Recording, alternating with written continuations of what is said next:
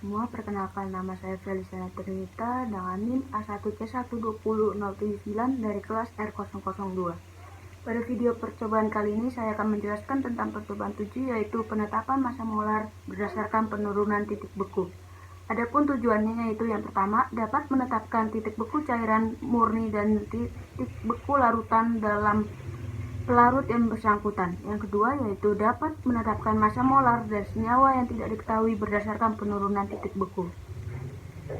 Baik, adapun landasan teorinya yaitu penambahan zat terlarut tak asri ke dalam cairan murni menyebabkan turunnya tekanan uap cairan itu. Ini mengakibatkan turunnya titik beku larutan dan naiknya titik didih larutan bila dibandingkan dengan cairan murni. Baik, di dalam penurunan titik beku itu ada istilah lewat dingin. Apa itu lewat dingin? Lewat dingin artinya suhu turun di bawah titik beku lalu naik lagi. Untuk memperoleh titik beku yang terbaik, tariklah dua garis masing-masing untuk bagian atas dan bagian bawah kurva. Titik potong kedua garis menunjukkan titik beku. Baik, di sini ada beberapa larutan yang dibagi menjadi dua bagian, yaitu yang pertama titik didih zat terlarut lebih kecil daripada pelarutnya, dan yang kedua titik didih zat terlarut lebih besar daripada pelarutnya. Sifat koligatif merupakan sifat yang berlaku umum pada larutan. Dalam besarnya hanya bergantung pada jumlah partikel yang terdapat dalam larutan. Nah, yang pertama itu ada penurunan titik beku atau delta TB. Yang kedua ada kenaikan titik didih atau delta TD. Yang ketiga ada penurunan tekanan uap atau delta TF. Dan yang keempat yaitu ada tekanan osmotis atau P. Baik, yang selanjutnya mengenai alat dan bahan. Yang pertama, alat. Alat itu terdapat termometer, tabung reaksi besar, statif, klem, kawat pengaduk, timbangan, dan lain sebagainya. Adapun bahan yaitu pes, lena, air, es, garam. Baik, selanjutnya saya akan menjelaskan tentang prosedur kerja. Yang pertama yaitu perubahan titik beku pelarut murni.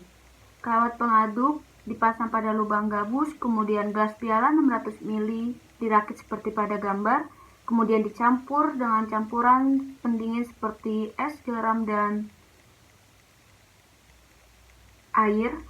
Kemudian tabung reaksi ditambahkan 25 ml pesilena, kemudian dipasang sumbat, dijepit seperti pada gambar, kemudian dipastikan bahwa permukaan pesilena berada di bawah permukaan campuran pendingin dalam gelas piala, kemudian diaduk larutan pesilena sewaktu mendingin, kemudian dicatat suhunya setiap 15 detik sampai pesilena larut, kemudian dicatat hasil pengamatannya.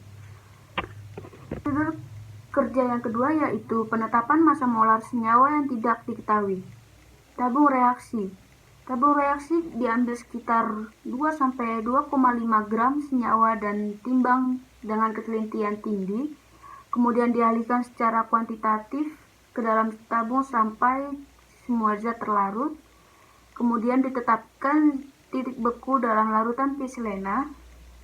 Kemudian dicatat suhu setiap 15 detik, lalu dicatat hasil data pengamatannya. Demikian penjelasan video praktikum percobaan ke-7 penetapan massa molar berdasarkan penurunan titik beku dari saya. Apabila ada kesalahan kata atau kekurangan kata, mohon dimaafkan.